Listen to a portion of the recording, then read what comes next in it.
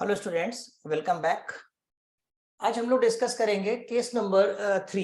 कल के लेक्चर में आपको याद होगा कि केस 1 केस 2 डिस्कस किया था उन इक्वेशंस के बारे में जो कि एग्जैक्ट नहीं होती है, यानी एग्जैक्ट डिफरेंशियल इक्वेशन नहीं है और उसको हम एग्जैक्ट डिफरेंशियल इक्वेशन में कन्वर्ट कर सकते हैं by multiplying some integrating factor या फंक्शन। तो जो इंटीग्रेटिंग फैक्टर है वो अलग अलग केसेस में अलग अलग तरीके से निकाला जाता है। केस 1 और केस 2 आप पढ़ चुके हैं। केस नंबर 3 में देखिए कि किस तरह की प्रॉब्लम होगी और उसका इंटीग्रेटिंग फैक्टर क्या होगा। तो देखिए, if m and n are homogeneous expressions, if m and n are homogeneous expressions of the same degree and mx plus ny not equal to 0। अब ये m and n यानी कि आप जो पहले से भी जान रहे हैं कि जो आपके डिफरेंशियल इक्वेशन इस समय है वो m dx plus n dy form की है। या तो ये एग्जैक्ट होगी या एग्जैक्ट नहीं होगी। अगर एग्जैक्ट होगी तो आप जानते हैं कैसे सॉल्व करेंगे, और एग्जैक्ट नहीं होगी तो एग्जैक्ट इसको हम बनाएंगे। ठीक, एग्जैक्ट नहीं होगी इसकी क्या पहचान है कि del M upon del Y not equal to हो जाएगा किसके, del N upon del X के। तो एग्जैक्ट नहीं होगी, तो उसको एग्जैक्ट बनाने के लिए जो इंटीग्रेटिंग फैक्टर है वो निकलेगा M X plus N Y की पावर -1। लेकिन कब, देखिए फिर से एक बार, m and n are homogeneous expressions of the same degree, यानी m और n होमोजीनियस फंक्शन होना चाहिए। होमोजीनियस फंक्शन कैसे, जैसे एग्जांपल के तौर पे देखिए X square plus X Y D X plus Y square plus X square D Y is equal to 0। मान लीजिए कोई डिफरेंशियल इक्वेशन ये है और ये एग्जैक्ट नहीं है थोड़ी देर के लिए, ठीक है। ये एक्स वाई लिखा हुआ है यहाँ पर, तो देखिए ये 2 डिग्री का पूरा एक्सप्रेशन है, ये भी 2 डिग्री का है। तो अगर हमारा m और n होमोजेनियस एक्सप्रेशन है सेम डिग्री का तब, और इक्वेशन एग्जैक्ट नहीं है, तो उस स्थिति में जो इंटीग्रेटिंग फैक्टर आपका होगा वो 1 अपॉन, क्योंकि पावर -1 लगी हुई है इसलिए अपॉन में लिख रहे हैं 1 upon mx plus N Y हो जाएगा। ठीक है, ये इंटीग्रेटिंग फैक्टर लिया जाएगा। जो भी फंक्शन यहां पर आएगा उसको मल्टीप्लाई कर देंगे गिवन इक्वेशन में आप, और वो इक्वेशन हमारी एग्जैक्ट हो जाएगी, और फिर उसको उसी मेथड से करेंगे जो एग्जैक्ट के लिए आपको बताया गया है। ठीक, अच्छा, यहाँ पर चूंकि होमोजीनियस है तो एक बात हम आपको याद दिला दें, जब वेरिएबल सेपरेबल पढ़ रहे थे तो वहां पर भी एक टॉपिक आया था होमोजीनियस डिफरेंशियल इक्वेशंस। तो इस तरह की प्रॉब्लम्स को हम 2 तरीके से कर सकते हैं। कौन कौन सा, एक तो इंटीग्रेटिंग फैक्टर निकाल के कर सकते हैं, और एक हम कर सकते हैं, याद होगा वहां पर आपने किया था होमोजीनियस में y is equal to V X put करते थे, या कुछ केसेस में x is equal to V Y substitute करते थे। तो ये जो पहले का पढ़ा हुआ मेथड है वो भी यहाँ लगाया जा सकता है। कौन कौन सा, y equal to V X या x is equal to V Y substitute करके किया जा सकता है। लेकिन ये मेथड आसान पड़ता है, कौन सा, एग्जैक्ट का। लेकिन कब आसान पड़ता है उसकी भी एक शर्त है, देख लीजिए कब आसान पड़ता है, ये हम आपको एग्जाम्पल के तौर पे दे रहे हैं। ये तब आसान पड़ेगा जब इंटीग्रेटिंग फैक्टर बिल्कुल सिंपल निकले, जैसे 1 अपॉन एक्स वाई निकला है या 1 अपॉन वाई स्क्वायर निकला है, लाइक दिस। कहने का मतलब है कि डिनोमिनेटर में टर्म ना हो।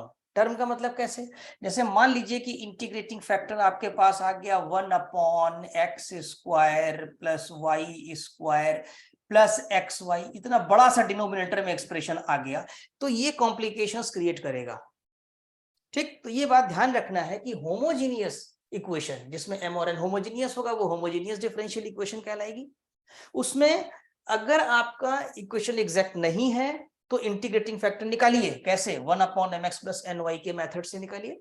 और अगर वो सिंपल है तो एग्जैक्ट की अप्रोच ले लीजिए आप, यानी इंटीग्रेटिंग फैक्टर से मल्टीप्लाई कर दीजिए और उसको एग्जैक्ट बना लीजिए। लेकिन अगर इंटीग्रेटिंग फैक्टर बहुत कॉम्प्लिकेटेड आ रहा है इस तरीके से, तो फिर आप y is equal to V X, X is equal to V Y approach लगाएंगे तो प्रॉब्लम आसानी से सॉल्व हो जाएगी। तो इसमें थोड़ा सा ये ध्यान देना पड़ता है कि हम इंटीग्रेटिंग फैक्टर से जाएं या y is equal to V X method से जाएं। ठीक, तो एक चीज आप याद रखिएगा केस 3 का, कि हमें एग्जैक्ट में जो इंटीग्रेटिंग फैक्टर है 1 upon M X plus N Y form का लेना है। ठीक, एक बात ये हो गई।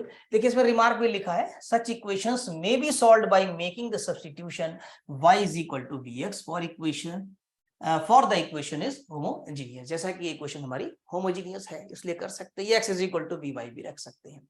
कब क्या रखना है ये मैंने पूरा आपको एक्सप्लेन कर दिया है। अब जैसे जैसे प्रॉब्लम्स लगाते जाएंगे आपकी समझ में आ जाएगा। ठीक, केस 4 अभी देखते हैं। पहले हम इस पर एक बेस्ड एग्जाम्पल कर ले, देखिए ध्यान से। जैसे ये है आपके पास example number 13, solve x square y minus 2xy square dx और x cube minus 3x square Y dy is equal to 0। ठीक, तो ये देखिए m dx plus n dy form की है और इसमें x स्क्वायर वाई ये 3 डिग्री का है, माइनस 2xy क्यूब ये भी 3 डिग्री का है, पूरा कुल मिलाकर के ये 3 डिग्री ही आ रहा है आपका। ठीक, m लिखा आपने, कंपेयर करके आपने n लिखा, m dx plus n dy से, del m upon del y निकालेंगे, ये आपको आता है निकालना, del n upon del x भी निकालेंगे। दोनों को आप चेक करिए तो देख रहे हैं कि del m upon del y not equal to del n upon del x है। इसका मतलब ये दी गई इक्वेशन हमारी एग्जैक्ट नहीं है। तो अभी आपने एग्जैक्ट देख लिया कि नहीं आ रही है आपकी इक्वेशन, तो फिर आप देखिए यहाँ पर कि ये किस मेथड से इसको सॉल्व करें हम। तो पहले सबसे पहले जो केस 1 केस 2 पढ़ा था वो नहीं लगाते हैं हम लोग, हम होमोजीनियस में ही जाते हैं सबसे पहले, यानी देखते हैं हमारी इक्वेशन होमोजीनियस है कि नहीं है। जब आप ऑल द 5 मेथड्स पढ़ लेंगे तो हम एक एक करके आपको बताएंगे कि कौन सा मेथड पहले सोचना चाहिए या अप्लाई करना चाहिए। तो सबसे पहला उसमें से यही है कि हमें होमोजीनियस के बारे में देखना चाहिए। तो होमोजीनियस, ये 3 डिग्री, ये 3 डिग्री, ये सब 3 डिग्री है, इसलिए होमोजीनियस बन रहा है। The given equation is homogeneous. अब इसका इंटीग्रेटिंग फैक्टर या तो निकाल के हम पूरा चेक करें या y is equal to vx से करें। तो इंटीग्रेटिंग फिर भी आसान पड़ता है, जैसा हमने आपको बताया, इंटीग्रेटिंग फैक्टर 1 अपॉन क्या हो जाएगा, होमोजीनियस के केस में, अलग अलग केस में अलग अलग होता है। ठीक है, और ये हो जाएगा 1 अपॉन mx प्लस ny। तो इसको पहले mx प्लस ny निकाला, देखिए कैलकुलेट करते जा रहे हैं, यहाँ पर m था, x से मल्टीप्लाई कर देंगे, n है, इससे मल्टीप्लाई करके निकालेंगे। देखिए x स्क्वायर y स्क्वायर है जो कि 0 नहीं है, क्योंकि अगर mx प्लस एन वाई 0 हो जाएगा तो फिर 1/0 इन्फिनिटी हो जाएगा, एग्जिस्ट ही नहीं करेगा हमारा, इसलिए नॉन जीरो होना भी जरूरी है। और जैसा हमने कहा था कि उसमें प्लस होना या माइनस होना भी बड़ा कॉम्प्लिकेशन क्रिएट कर देता है, तो ये सिंपल है, X square into Y square single term में बन जाएगा आपका। तो देखिए यहाँ पर therefore integrating factor 1/mx plus N Y 1/x square Y square बन गया आपका। अब इस इंटीग्रेटिंग फैक्टर से multiplying the given equation by the integrating factor 1/x square Y square, इससे हम मल्टीप्लाई कर देंगे पूरी इक्वेशन में। देखिए मल्टीप्लाई कर दिया, इसमें मल्टीप्लाई किया, dx अपनी जगह लिखा हुआ है, dy अपनी जगह लिखा है, इसमें मल्टीप्लाई कर दिया। ठीक, थोड़ा सिंप्लीफाई किया, ये एक्स स्क्वायर कैंसिल हो गया, वाई स्क्वायर से तो 1/y स्क्वायर, यहाँ पर वाई स्क्वायर कैंसिल, ये एक्स भी कैंसिल तो -2/x, यहाँ एक्स क्यूब से एक्स स्क्वायर तो x/y square, Y square cancel X square तो -3/y आ जाएगा आपके पास। शायद यहाँ पर क्यूब आ रहा होगा आई थिंक, तभी यहाँ पर वाई स्क्वायर आया है, चेक कर लीजिएगा कैलकुलेशन ये अपना। ठीक है, तो ये जो नई इक्वेशन बनी जैसा कि कल के लेक्चर में भी हमने आपको बताया था, ये नई इक्वेशन जो आपकी आएगी वो एग्जैक्ट हो जाएगी। अब ये एग्जैक्ट है, क्यों? क्योंकि आपने इसको एक इंटीग्रेटिंग फैक्टर से मल्टीप्लाई कर दिया है। और इस इक्वेशन को हमने कल भी बताया था आपको कि इसको हम 1 मिनट के लिए कह सकते हैं, ये m1 dx plus n1 dy is equal to 0 के फॉर्म की है। यानी ये जो m1 dx plus n1 dy equation है ये एग्जैक्ट होगी, यानी इसमें होल्ड कर रहा होगा। क्या होल्ड कर रहा होगा? अगर देखें तो एग्जैक्ट की कंडीशन होल्ड कर रही होगी। कौन सी? Del m1 upon del y is equal to del n1 upon del x, ये हमारी कंडीशन होल्ड कर ही रही होगी, एग्जैक्ट हो गई है। ठीक, वैसे हर बार आपको चेक नहीं करना पड़ेगा प्रॉब्लम में, जब हम इंटीग्रेटिंग फैक्टर से मल्टीप्लाई कर देते हैं तो इक्वेशन हमारी एग्जैक्ट हो जाती है।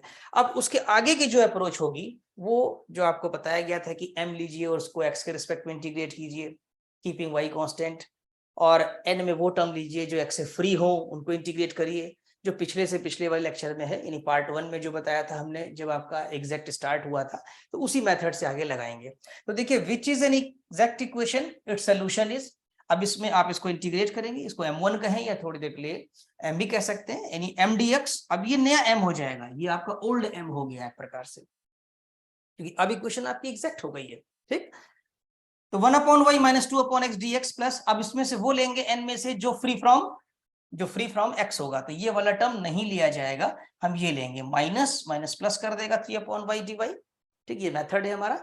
अब इसको इंटीग्रेट करिए x के रिस्पेक्ट में, तो 1/y एज ए कांस्टेंट रहेगा, तो x/y आ जाएगा, और -2 log x आएगा आपके पास, प्लस 3 log y आ जाएगा इज इक्वल टू c। इसको थोड़ा सा यहाँ मैनेज कर लीजिए, तो x/y और log को देखिए, ये हो जाएगा log x की पावर -2 हो जाएगा, मल्टीप्लाई कर दीजिए, तो x/y log y cube upon x square is equal to c। ये आपका रिक्वायर्ड आंसर आ जाएगा। तो आई थिंक ये पूरा समझ में आ गया होगा कि इंटीग्रेटिंग फैक्टर कैसे निकालते हैं, और जब इक्वेशन हमारी होमोजेनियस होगी तो उस केस में इंटीग्रेटिंग फैक्टर हमारा क्या होगा, 1/mx प्लस ny। क्लियर? तो केस 3 आपका हो गया और एग्जाम्पल भी हो गया। अब चलते वापस केस 4 देख लेते हैं। केस 4 में क्या है कि जब डिफरेंशियल इक्वेशन हमारी इस फॉर्म की हो, देखिए केस 4 में एक सेकंड रुकिएगा,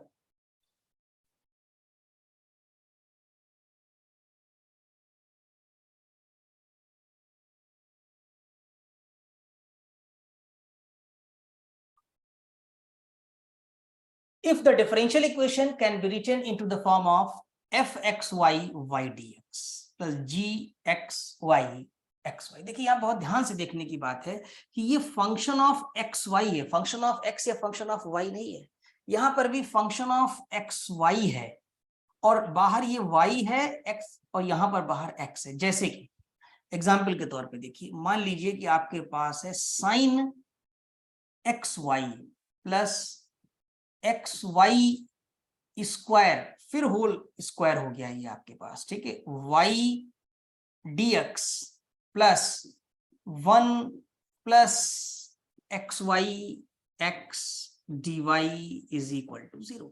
तो देखिए ये जो ब्रैकेट है, यानी ये देख रहे हैं y dx को छोड़ करके, ये फंक्शन ऑफ एक्स वाई है, function of x Y,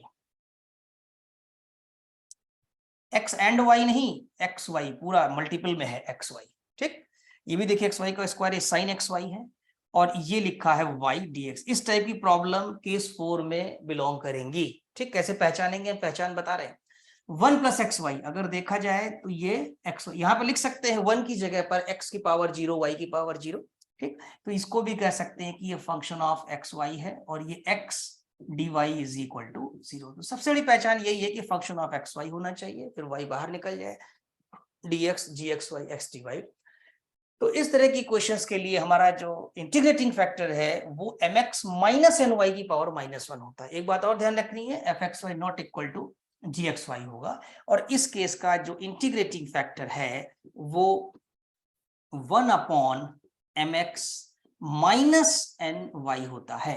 homogeneous के केस में क्या था, mx प्लस ny की पावर -1, यानी कि 1/, में चला जाएगा। एक बात का ध्यान रखना है कि ये mx minus ny not equal to 0, यानी 0 नहीं होना चाहिए, ये इंटीग्रेटिंग फैक्टर होगा। ये प्रॉब्लम इसी मेथड से ही सॉल्व होंगी आपकी। ठीक, तो देखते हैं एग्जाम्पल हम लोग।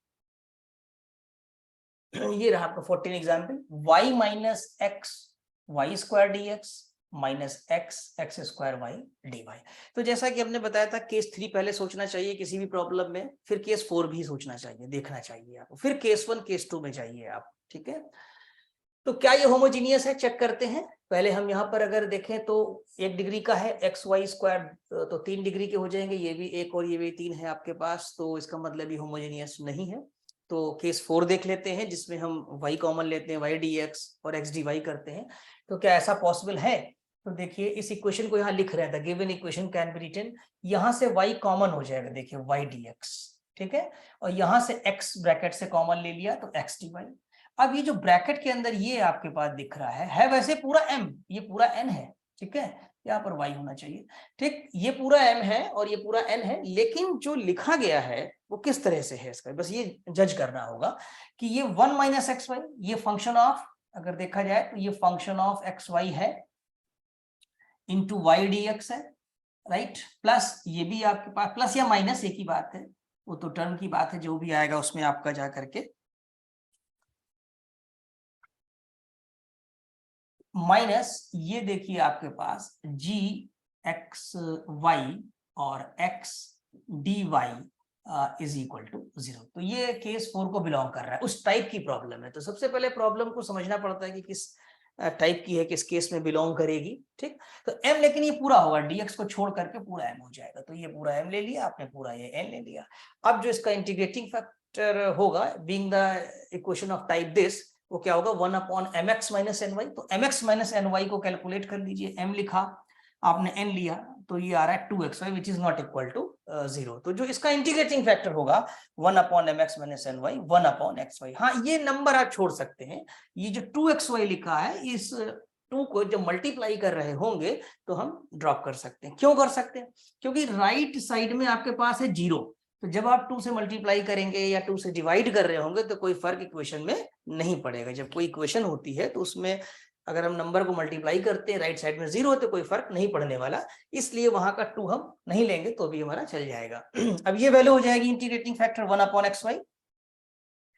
अब इस इंटीग्रेटिंग फैक्टर से यानी 1 अपॉन xy से हम पूरी इक्वेशन को मल्टीप्लाई कर देंगे। जैसा कि रूल है, इंटीग्रेटिंग फैक्टर फाइंड करने के बाद हम उस फैक्टर से पूरी इक्वेशन को मल्टीप्लाई कर देते हैं, और अब जो नई इक्वेशन हमें मिलेगी वो एग्जैक्ट हो जाती है।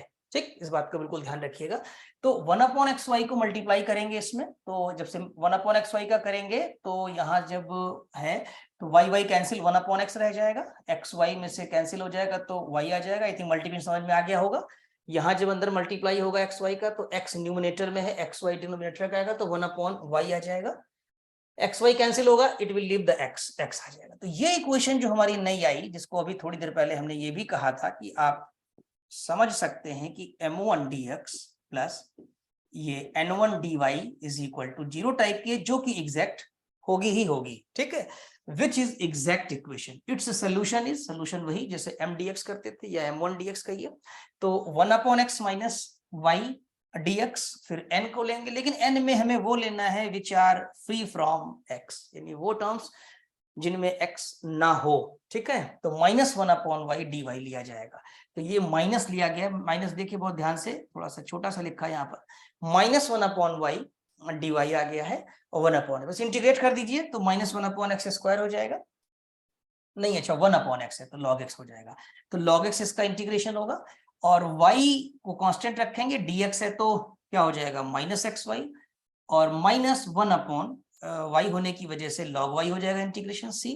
इसको आप क्या करिए, इस एक्स वाई को इस साइड भेज दीजिए, और log को लिख सकते हैं आप ये log x upon y is equal to c X Y. तो आई थिंक ये भी समझ में आ गया होगा। तो एग्जाम्पल नंबर 13 भी हो गया और आपका 14 हो गया, केस 3 भी क्लियर हो गया और केस 4 भी। अब एक केस और डिस्कस करते हैं हम लोग, वो है केस 5। जब केस 1, केस 2, केस 3 अप्लाई करें और प्रॉब्लम ना सॉल्व हो रही हो आपकी, तो उसका भी एक स्टैंडर्ड फॉर्म होता है, उसमें हम उसको रख करके चेक करेंगे। ठीक, इस टाइप की इक्वेशंस देखिए केस नंबर 5 में, द इक्वेशन x की पावर a y की पावर b, यानी इस बार जो कॉमन लेना है वो x की पावर a और y की पावर b, काफी कांस्टेंट है इसमें, देखिए py dx q dy x की पावर c y की power d ry dx sx dy is equal to 0, where a b c ये जो आपके कांस्टेंट है, ये power a b c d, जो p q और ये rs है, ये सभी नंबर्स हैं यहाँ पर, ये कांस्टेंट है। इस टाइप की इक्वेशन आपकी, ठीक है, यानी ये भी कह सकते हैं कि जो अभी प्रीवियस केसेस पढ़े उनसे ना सॉल्व हो रही हो तो आप इस मेथड को अप्लाई कर सकते हैं, इससे सॉल्व हो जाएगी प्रॉब्लम आपकी। ठीक है, we may have integrating factor of the form x की पावर लैम्डा y की पावर म्यू। यहाँ पर हम इंटीग्रेटिंग फैक्टर को एज्यूम कर लेंगे, कहीं कहीं पर हम लोग ये भी लेते हैं x की पावर h और y की पावर k। ठीक, इसका कंसेप्ट समझ लें, क्योंकि इसकी अप्रोच है, उस अप्रोच को समझना है आपको केवल, और फिर बाकी का आपको एग्जाम्पल से समझ में आ जाएगा। देखिए कैसे, हम मान लेते हैं कि ये हमारा इंटीग्रेटिंग फैक्टर है, थोड़ी देर के लिए हमने इसको सपोज कर लिया, x की पावर h y की पावर k, या x की पावर लैम्डा y की power mu, where lambda and mu are constant, the values of lambda and mu are obtained by applying the condition. अब देखिए condition क्या है, applying the condition that after multiplying the given equation, यानी जो given equation है उसको multiply करने के बाद, किससे मल्टीप्लाई करने के बाद, एक्स की पावर लैम्डा वाई की पावर म्यू या एक्स की पावर एच वाई की पावर के, दोनों में से कुछ भी सेट आप ले सकते हैं। इट मस्ट बिकम एग्जैक्ट, यानी हम जब इससे इक्वेशन को मल्टीप्लाई कर देंगे तो हमारी equation after the multiplication exact हो जाएगी, ऐसा हम एज्यूम करेंगे। ऐसा क्यों एज्यूम करेंगे? क्योंकि हमें एच के की या लैम्डा म्यू की वैल्यू निकालनी होगी। अब क्या होगा, जब हमारी इक्वेशन एग्जैक्ट हो जाएगी तो जो नई इक्वेशन आएगी आफ्टर द मल्टीप्लाइंग एक्स की पावर लैम्डा वाई की पावर म्यू, वो इक्वेशन हमारी एग्जैक्ट होगी। तो जो इक्वेशन एग्जैक्ट होगी तो del M upon del y is equal to del N upon del x को होल्ड करेगी इस इक्वेशन को, यानी m को डिफरेंशिएट करेंगे y के रिस्पेक्ट में, n को रिस्पेक्ट करेंगे x के रिस्पेक्ट में, n को डिफरेंशिएट कर देंगे और दोनों को इक्वेट कर देंगे। अब क्या होगा, इक्वेट करने से हम दोनों तरफ कंपेयर कर पाएंगे और दो इक्वेशन बनेंगी, उससे हम लैम्डा म्यू हो या एच के हो इसकी वैल्यू को डिटरमाइन कर पाएंगे। ठीक, तो इट मस्ट बिकम एग्जैक्ट, ये लाइन समझ में आ रही होगी। यानी इसका ओवरऑल कंसेप्ट ये है कि एक्स की पावर लैम्डा वाई की पावर म्यू से पूरी इक्वेशन को आप मल्टीप्लाई कर दीजिए और जो dx का कोफिशिएंट है वो m की तरह बिहेव करेगा और dy का जो होगा वो n की तरीके से। फिर आप मान लीजिए कि इक्वेशन हमारी एग्जैक्ट हो गई है, यानी कि del m upon del y is equal to del n upon del x hold करेगा, दोनों तरफ कंपेयर करके h के निकाल ले। ये एग्जांपल से समझ में आएगा। देखिए कैसे, आपके पास है solve 3x plus 2y square y dx 2x plus 3y square dy। ये देखिए केस 4 नहीं है, केस 4 में था function of x y y D x. ठीक है, ये आपका केस 3 भी नहीं है अगर आप देखें, क्योंकि इसमें होमोजीनियस नहीं आ रहा है। केस 1 केस 2 अप्लाई करिएगा वो भी नहीं लग रहा होगा। केस 1 केस 2 केस 3 केस 4 अगर कोई भी एप्लीकेबल नहीं है, फर्स्ट ऑर्डर फर्स्ट डिग्री की इक्वेशन है, तो केस नंबर 5 आप लगा दीजिएगा। ठीक, अब मान लीजिए लेट एक्स की पावर एच वाई की पावर के be the integrating factor of this equation multiplying this equation by x की पावर एच वाई की पावर के वी गेट, यानी दोनों तरफ इसका आप मल्टीप्लाई कर दीजिए पूरी इक्वेशन में यहाँ पर। ठीक है, केवल dx को आप बाहर रखिए और इसको मल्टीप्लाई करिए। देखिए ये इसके साथ मल्टीप्लाई होगा तो 3xy हो जाएगा और फिर ये भी मल्टीप्लाई होगा, तो ये जो मल्टीप्लाई होगा तो x की पावर 1 है और h और आ जाएगा, तो x की पावर h प्लस 1 बन जाएगा। ठीक है, y एक आएगा और y की पावर k मिला के y की पावर k प्लस 1 हो जाएगा। आई थिंक समझ में आ गया होगा। इसी तरीके से यहाँ पर y क्यूब हो जाएगा, तो y की पावर k प्लस 3, क्योंकि मल्टीप्लाई होगा ये, और y x है नहीं तो x की पावर h ही रहेगा केवल, और कुछ ऐड नहीं होगा उसमें। उसी तरीके से यहाँ करेंगे तो ये हो जाएगा 4x स्क्वायर और x की पावर h आएगा, x की पावर h आएगा तो x की पावर h प्लस 2 बन जाएगा। y नहीं है लेकिन y की पावर k तो आएगा। इसी तरीके से 6x आएगा तो h मल्टीप्लाई होकर से ऐड होगा पावर में, तो 6x प्लस 1 y की पावर 2 है और y की पावर k आएगा तो y की पावर k प्लस 2 हो जाएगा और dy अपनी जगह आ जाएगा। ठीक है, ये आपकी इक्वेशन किस फॉर्म की हो गई? दैट इज, अगर देखें तो ये इक्वेशन हमारी m dx plus n dy, the equation भी इसी फॉर्म की है, ऐसा नहीं है कि इस फॉर्म की नहीं दी हुई है, दी भी इसी फॉर्म की है और बनी भी इसी फॉर्म में रहेगी। फर्क क्या है? फर्क ये है कि पहले इक्वेशन हमारी एग्जैक्ट नहीं थी और अब हमारी इक्वेशन एग्जैक्ट हो गई है, ऐसा हम अज्यूम कर ले रहे हैं। To determine the value of h and k, कैसे? This equation now becomes exact, that is the condition satisfied, ये कंडीशन सेटिस्फाई हो रही है। अब हम इसको डिफरेंशिएट करेंगे m को किसके रिस्पेक्ट में करेंगे? y के रिस्पेक्ट में डिफरेंशिएट करेंगे, तो y के रिस्पेक्ट डिफरेंशिएट करिए तो ये 3 रहेगा, y को डिफरेंशिएट करेंगे तो 3k प्लस 1 x की पावर h प्लस k बना रहेगा, कीपिंग x कांस्टेंट। जब y में पार्शियल डिफरेंशिएट करते हैं तो x कांस्टेंट रहेगा और जब x में करेंगे तो y कांस्टेंट रहेगा। इसी तरीके से यहाँ डिफरेंशिएट करेंगे तो 2x की पावर h रहेगा, k प्लस 3 आ जाएगा और y की पावर k प्लस 2 हो जाएगा। इसको डिफरेंशिएट करेंगे तो अब x में करेंगे तो 4h प्लस 2 x की पावर h प्लस 1 हो जाएगा, y की पावर k बना रहेगा 6 x की पावर देखिए h प्लस 1 x की पावर h हो जाएगा, y की पावर k प्लस 2 बना रहेगा उसी तरीके से। ठीक, अब आपने कहा कि ये दोनों आपस में इक्वल है, यानी ये वाला टर्म और ये वाला टर्म जो आपके पास राइट में है, दोनों के दोनों आपस में इक्वल होना चाहिए, जो कि हमारी इक्वेशन एग्जैक्ट है। टाइम टेकिंग है, जब आप राइटिंग में करेंगे तो काफी टाइम लगेगा, ये तो मैं समझा रहा हूं केवल आपको। ठीक है, जब आप कंपेयर करेंगे तो उस टाइम क्या होगा, देखिए यहाँ कोफिशियंट x की पावर h प्लस 1 y की पावर के, x की पावर h y की पावर के, सारी प्रॉब्लम से मिल जाएगा इस तरीके से। ठीक, जो इस कैटेगरी को बिलोंग करेंगी, जो इस केस को बिलोंग करेंगे। इन दोनों का कोफिशिएंट देखिए, इसका कोफिशिएंट है 3 टाइम्स k प्लस 1, इसका कोफिशिएंट है 4 टाइम्स h प्लस 2, बराबर कर दीजिए। Comparing the coefficient of x की पावर h प्लस 1 y की पावर k एंड x की पावर h y की power k plus 2 we obtain. तो पहला वाला 3k प्लस 1 और 4h प्लस 2, एक ये आएगा।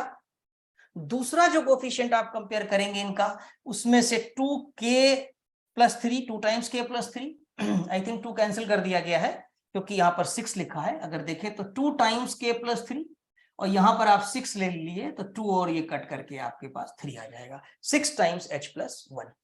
ठीक, तो 2 कैंसिल कर देगा, 2 इक्वेशन बनी।